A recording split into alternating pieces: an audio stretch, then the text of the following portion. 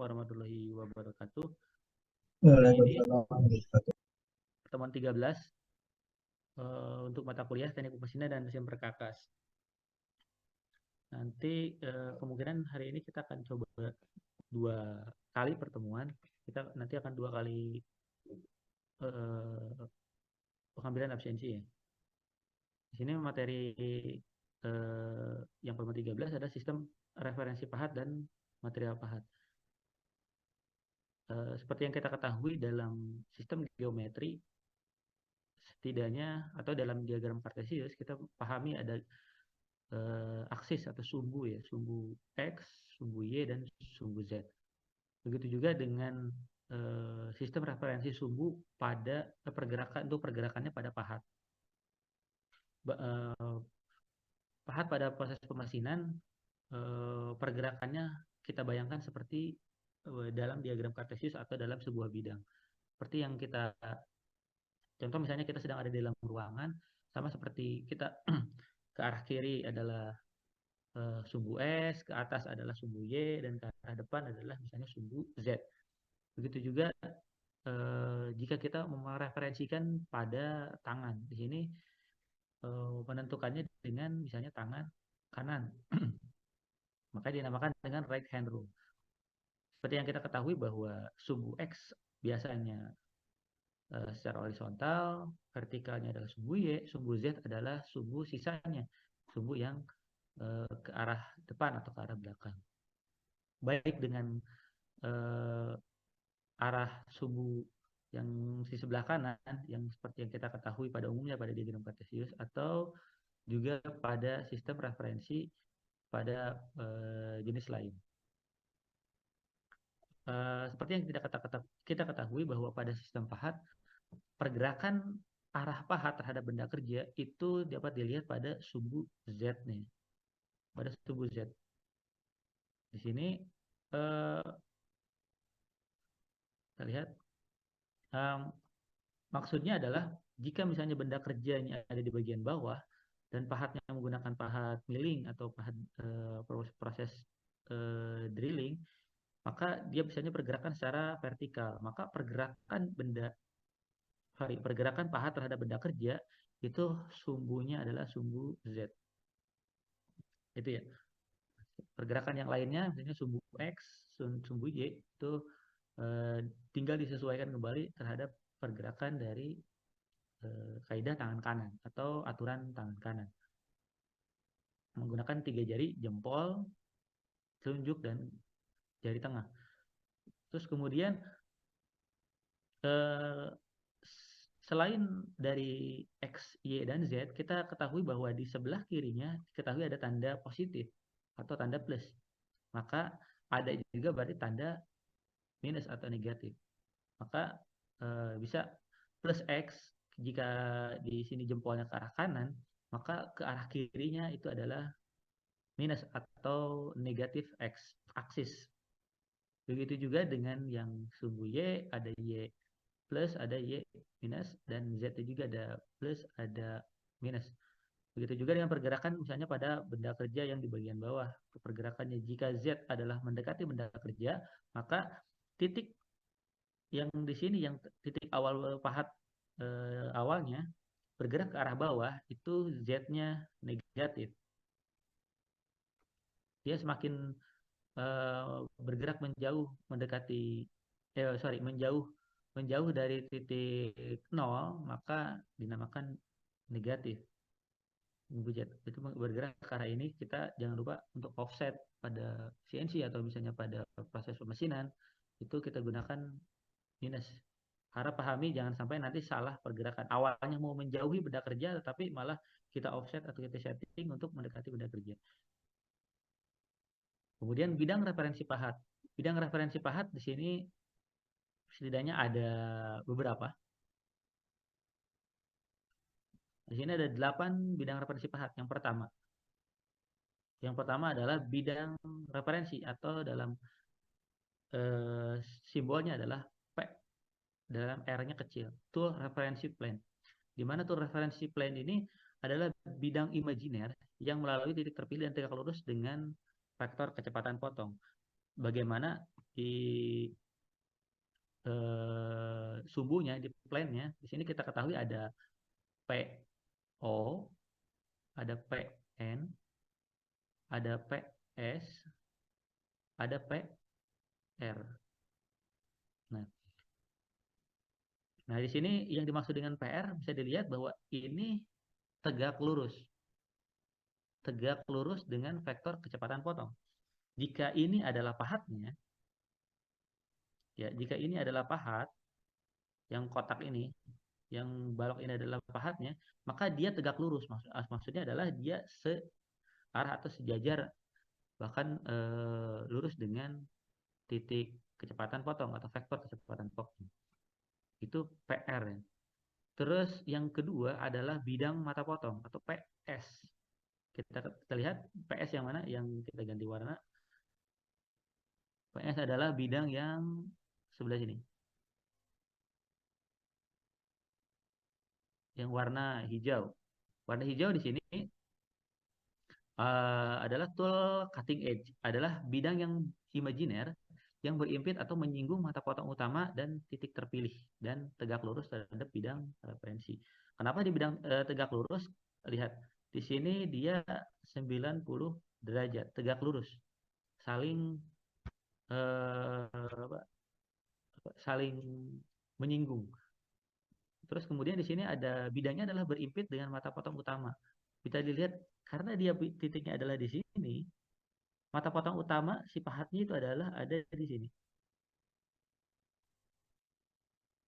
Dia ada di berimpit dengan mata potong utama. Dan tegak lurus dengan bidang referensi yang tadi yang PR. Terus yang ketiga adalah bidang ortogonal atau P0.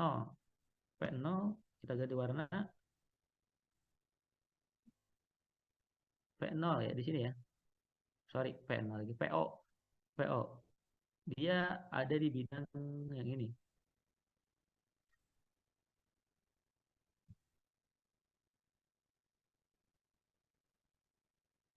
Nah, PO atau tool orthogonal plane atau termasuk dalam bidang imajiner yang melalui titik terpilih tadi dan tegak lurus dengan dua bidang lainnya tadi yang PR maupun PS. Kita lihat apakah tegak lurus dengan PR dan PS. Ternyata sama. Dia baik dengan yang tadi hijau, yang PS yang ini ya. Dia tegak lurus maupun dengan PR yang bagian bawahnya yang merah.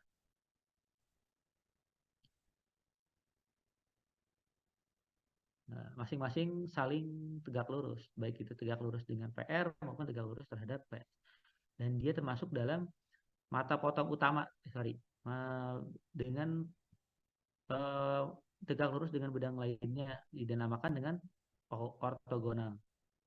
Apa itu ortogonal? Nah, dalam kita mendesain atau membentuk sebuah pahat itu ada sudut ortogonal yang untuk menentukan eh, yang bersinggungan atau yang sudut ortogonal yang menjadi referensi pada sudut potong utama. Terus kemudian yang keempat adalah bidang normal atau PN, plane normal, yaitu cutting edge normal plane. Di sini adalah bidang imajiner yang tegak lurus pada mata potong atau singgungnya pada titik terpilih. Kita lihat yang PN yang itu ini.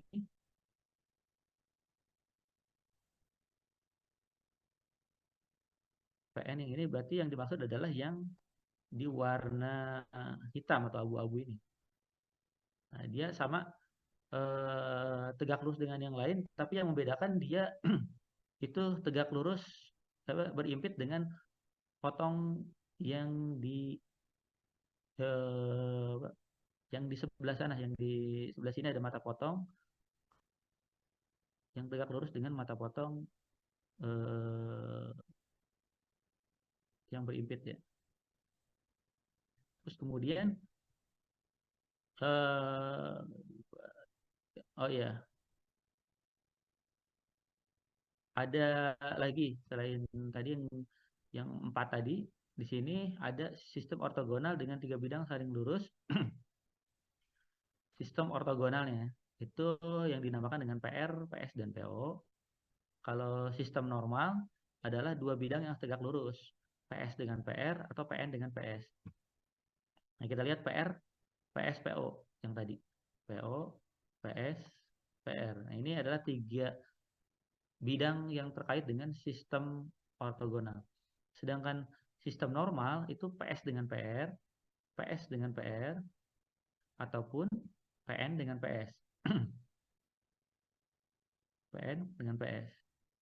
Ini yang dimaksud adalah sistem normal, yaitu jika menggunakan dua bidang, hanya dua bidang itu. Tapi kalau ortogonal ya kita harus menggunakan tiga bidang itu yang merupakan referensi dari X, Y, dan Z.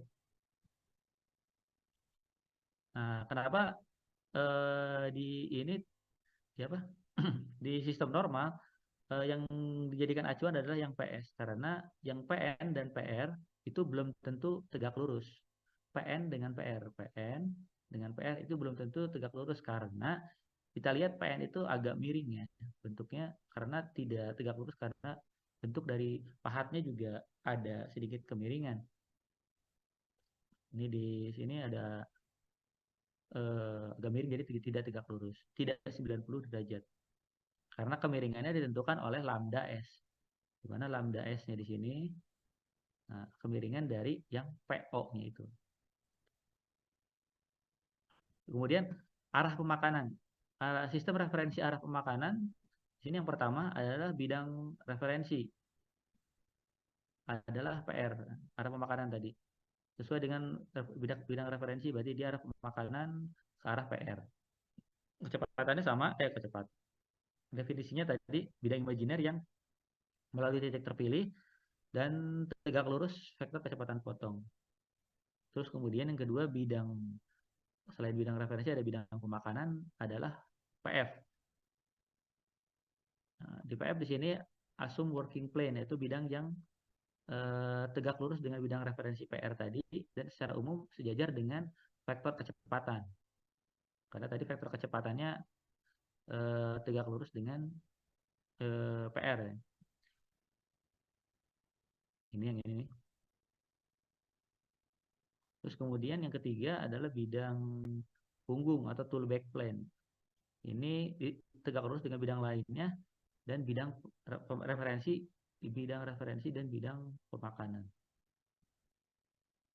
Nah, ini maksudnya untuk menentukan bidang itu agar tidak bingung. Kalau misalnya kita buka kita gambar misalnya di AutoCAD, misalnya kita gambar di SolidWorks gitu. Pada saat kita mulai, kita sudah diberikan pertanyaan, kita akan menggunakan bidang apa misalnya. Di situ ada bidang XY, YZ, ataupun XZ misalnya. Itu bidangnya. Pada saat kita menggunakan bidang XY, langsung gambarnya itu fokus di bidang XY. Maksudnya adalah dia dua dimensi adalah menggambar, misalnya nih, bidang XY adalah bidang ini. Kita fokus hanya gambar di bidang ini. Apa yang akan kita gambar? Yaitu bidang kotak ini. Begitu juga dengan yang di bidang sistem referensi plane tadi, referensi plane, pemakanan plane. Nah, ini maksudnya adalah untuk menentukan pada saat itu eh, apa, bentuk dari benda kerjanya atau toolsnya itu akan seperti apa, misalnya. Kan bentuknya misalnya seperti ini.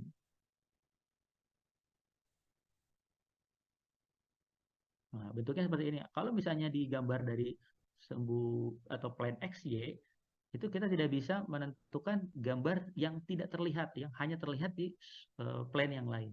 Jadi jangan lupa bahwa yang kita ketahui ada plane-nya XY, ada plane XZ, dan YZ.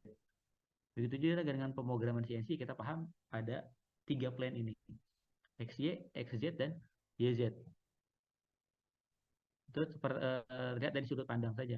Kalau misalnya tangan kiri saya mengarah ke arah kanan adalah X, yang atas adalah Z, yang atas adalah Y, yang ke depan adalah Z. Nah, kita bisa tentukan bahwa pada saat saya menggunakan plane X dan Y, maka yang bisa saya buat adalah pandangan depan saya. Pada saat saya membuat plane yang atas Z, Y, dan yang ini adalah yang Z, maka YZ-nya itu yang saya bentuk adalah jendela di sebelah kiri saya. Saya bisa mendesain di jendela. Tapi pada saat saya menggunakan XY, saya tidak bisa menggambar yang sebelah kiri saya, yang di jendela tadi. Itu maksudnya. Oke, kita lanjut. Sorry. Ya, ini ada sumbu yang tadi sudah dijelaskan, ada sumbu Z, Y, dan X. Nah, sumbu Z ini adalah jari tengah, tadi menggunakan jari tengah, yang mengarah ke arah, yang mengarah pada lawannya arah gerak makan. Kita lihat sumbu Z. Z-nya di sini bisa saya ulangi adalah arah menuju benda kerja. Tetapi kalau misalnya dia menggunakan vertikal, berarti Z-nya ke bawah. Tapi jika dia menggunakan horizontal, misalnya pada bubut, misalnya di sini ada pahatnya. Nah, di sini maka arah pergerakan inilah yang dinamakan arah pergerakan Z. Z minus.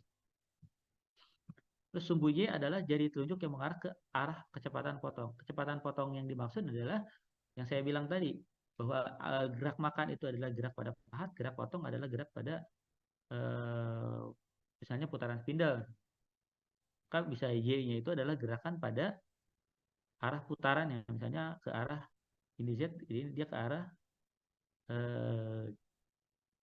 ini ke arah bawah, berarti ininya ke arah depan. Maka sumbu X-nya adalah tegak lurus yang lain, yaitu sumbu kiri dan kanan misalnya. Itu contohnya. Terus selain sumbu tadi, kita bahas terkait dengan kekerasan, keuletan, kepadatan benda keju termal, dan sifat adesi yang rendah. Yang pertama kekerasan. Kenapa disebut kekerasan? Seperti yang kita ketahui bahwa kekerasan adalah sifat benda kerja pada permukaan atau cangkang dari benda kerja tersebut. Di sini yang mempengaruhi kekerasan benda kerja tidak hanya pada temperatur ruang, lain pada temperatur tinggi yang proses pembentukan gerakan berlangsung. Jadi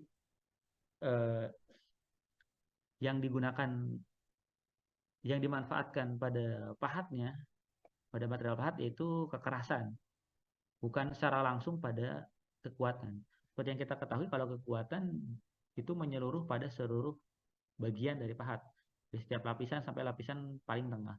Tetapi jika kita menggunakan sistem kekerasan, yang kita gunakan hanya di permukaannya, permukaan benda kerja. Kenapa di permukaannya? Karena yang menggunakan gesekan antara benda kerja atau hasil pemotongan itu adalah permukaan benda kerja dengan permukaan dari pahatnya. Gitu. Kalau misalnya kita memotong dari benda kerja di bagian dalam pun, hanya permukaan dari pahatnya yang ter yang mengalami gesekan atau hasil pemotongan. Maka dari itu, apabila permukaannya sudah aus, maka kita harus mengasah kembali untuk meningkatkan kekerasan di permukaannya atau membuat permukaannya dapat digunakan kembali. Tetapi pada pahat sisipan, jika permukaan benda kerjanya sudah aus, biasanya tidak bisa diasah kembali karena bagian tengahnya itu tidak dapat, bagian tengahnya tidak memiliki kekerasan yang sama dengan di permukaan. Terus yang berikutnya adalah keuletan.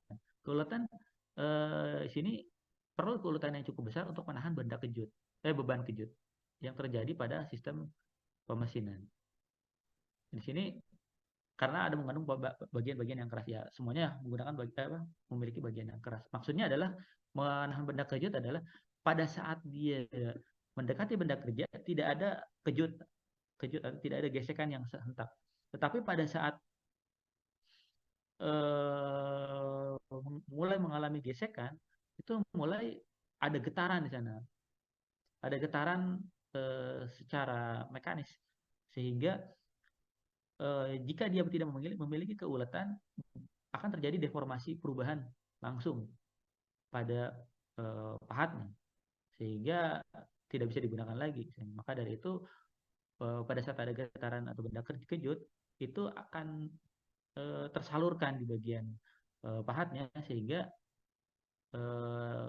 hasil atau beban kejutnya itu akan tereliminasi karena sifat keuletannya juga yang cukup besar. Itu untuk keuletan. Terus kemudian ketahanan beban kejut termal. Di sini sebetulnya adalah perubahan temperatur yang cukup besar. Nah, kalau yang tadi itu lebih ke getaran, nah ini beban kejut termal. pada saat dia mengalami gesekan yang awalnya temperaturnya berkisar misalnya sekitar 10-15 derajat Celcius. Nah, ternyata pada saat dia mengalami gesekan, temperaturnya semakin meningkat. Ya, seperti kita ketahui, pada saat ada dua benda bergesekan, itu akan mengalami panas atau peningkatan temperatur yang signifikan. Maka temperatur yang tadinya awalnya 15 derajat, misalnya, itu akan semakin panas, bahkan sampai misalnya meningkat 60, 70, dan bahkan lebih ekstrim lagi. Nah, itu eh, jika tidak ada jika tidak kita memilih material pahat yang memiliki ketahanan kejut atau perbedaan deviasi yang sangat besar, misalnya dari 70 dari hanya bisa dari 15 sampai 35, hanya rentang atau deviasinya 20 derajat Celcius. Tapi ternyata yang terjadi mengalami deviasi 50 derajat Celcius, otomatis dia juga akan mengalami deformasi, dia akan mengalami eh, pengelupasan di bagian permukaan, sehingga permukaannya menjadi tidak layak untuk melakukan proses pemotongan. Terus yang berikutnya adalah sifat adesi yang rendah. Seperti yang kita ketahui, maksudnya adesi adalah eh, kemampuan benda kerja untuk mengalami aus pada saat proses gesekan. Kenapa tidak boleh mengalami aus? Ya sama seperti eh, ban misalnya. Ban itu kalau misalnya dia mau mudah untuk aus, mungkin dalam beberapa bulan sifat dalam penggunaan normal, ban kendaraan bermotor kita akan cepat gundul jika bergesekan dengan aspal. Maka dari itu, walaupun dia bergesekan, tapi sifat adesi yang rendah mengakibatkan proses penipisan atau pengurangan dari permukaan bannya itu akan menjadi lebih lambat. Itu memperlambat proses atau laju keausan. Yang berikutnya, daya larut atau komponen material pahat yang rendah. Ini untuk memperoleh laju akibat mekanisme difusinya. Maksudnya difusi di sini adalah proses masuknya unsur lain terhadap permukaan atau material benda kerja. Contoh kalau misalnya pas proses difusi yang kita ketahui adalah Fe3C misalnya pada diagram fasa antara karbon dengan besi.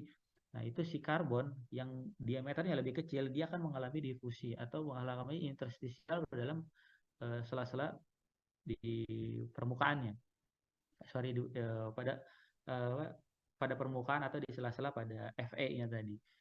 Nah, bisa dibayangkan jika pada proses pemotongan ternyata pahat yang tadi kita gunakan, terus kita memutar dengan memotong benda kerja, ternyata benda kerja itu akan mendifusikan, misalnya Fe-nya, menambah Fe-nya, otomatis sifat dari pahat yang tadinya bahannya lain misalnya, itu akan mengalami difusi sehingga sifatnya menjadi berubah dan misalnya jadi sangat ulet, menjadi tidak mudah memotong, dan lain-lain. Nah, itu yang dimaksud adalah kalau bisa daya larutnya itu rendah karena dia tidak langsung melarutkan elemen lain yang akibat tadi karena temperatur tinggi mudahnya untuk difusi ke unsur lain. Terus faktor penentu ke material pahat di sini ada yang pertama kekerasan yang lebih rendah dan daya adesi yang tinggi tidak diinginkan untuk pahat. Kekerasan yang rendah dan daya adesi yang tinggi. Seperti yang kita bahas tadi. Kekerasannya ya harusnya tinggi, daya adesinya yang harusnya rendah.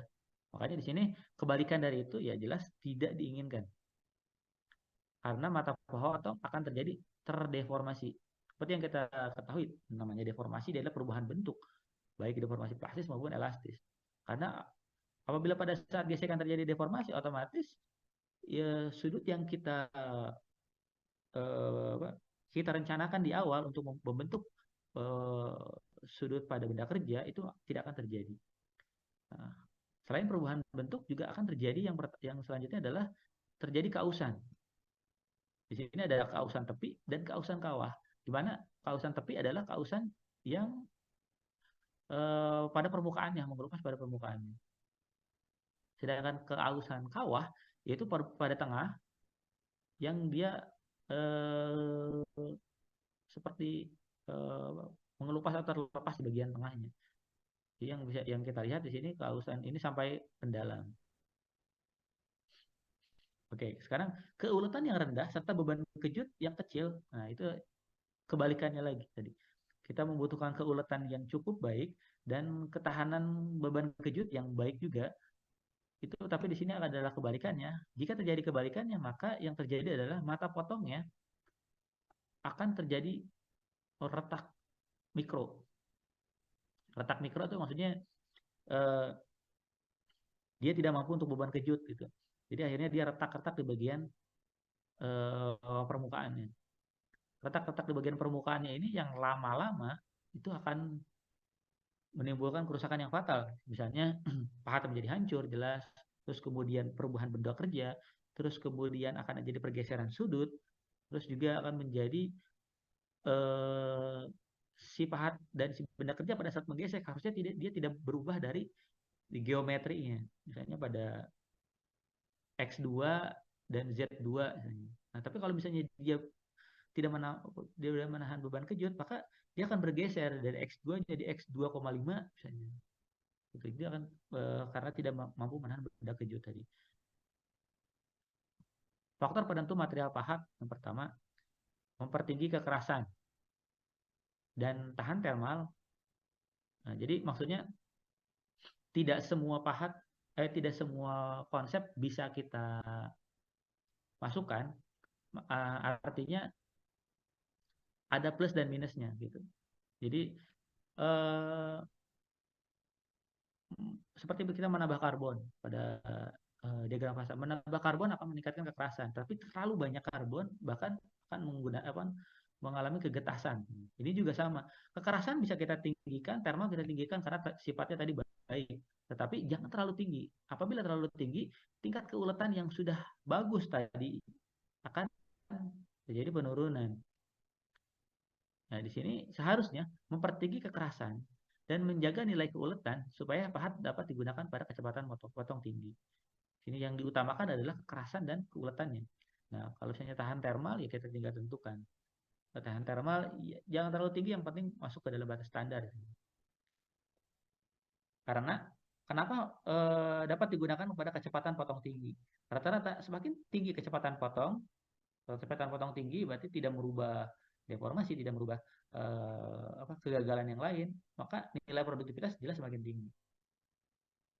Kalau misalnya kita kecepatan potongnya rendah, otomatis cycle time-nya juga tinggi.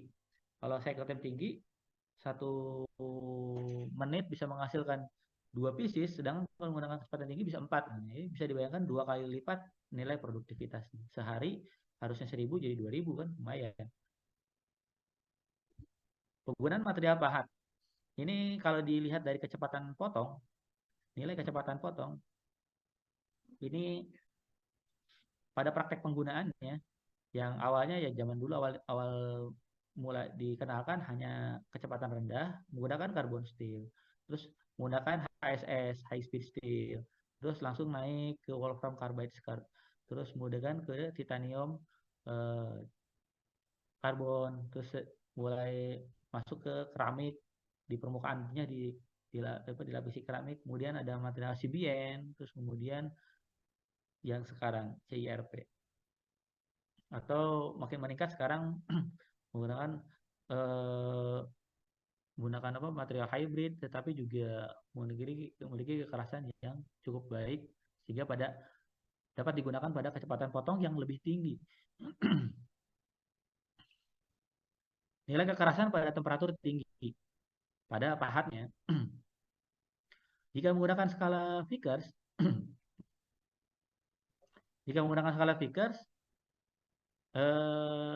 penggunaan temperatur tadi tahan temperatur tinggi. Untuk HSS hanya tempat 200. Case carbide dia bisa sampai 800-an. HSS hanya sampai 600. Cemented carbide tadi ini hanya sampai berkisar ya. Maksudnya tuh dari 200 sampai 1000 dia bisa liba semua. Keramik juga sama. Terus silikon karbon dia hanya dari 700-an sampai 1000. Itu juga dengan CBN. Jika kita menentukan misalnya Misalnya pada saat proses pemotongan ternyata kita sampai ke temperatur 600 derajat Celcius. Ternyata kita ingin ingin kekerasan yang digunakan pada pahatnya itu adalah sekitar 1000 dan ininya 600, maka kita bisa tarik garis saja. Oh, ternyata yang relevan yang digunakan adalah cemented carbide atau keramik minimal. Di bawahnya cast carbide, HSS, high carbon steel itu tidak bisa digunakan. Begitu juga dengan kita gunakan dengan istilah recovery hardness. Kalau tadi hot hardness, panas ya. Kalau ini recovery. Maksud dari recovery hardness adalah pada saat terjadi gesekan, dia akan mempertahankan kekerasannya. Misalnya di sini menggunakan temperatur 500 misalnya. 500 menggunakan hardness-nya nilainya 85. Nah, maka secara tidak langsung yang memenuhi minimal HSS. Kecuali mau berinvestasi menggunakan HSS, berinvestasi jika kita 500 derajat tapi dengan kekerasan atau hardness yang lebih tinggi, yaitu menggunakan cemented carbide. Yang pasti yang di bawahnya itu sudah tidak bisa digunakan. Begitu juga dengan cast cobalt juga tidak bisa digunakan. Oke, cukup. Ada tanggapan, silakan.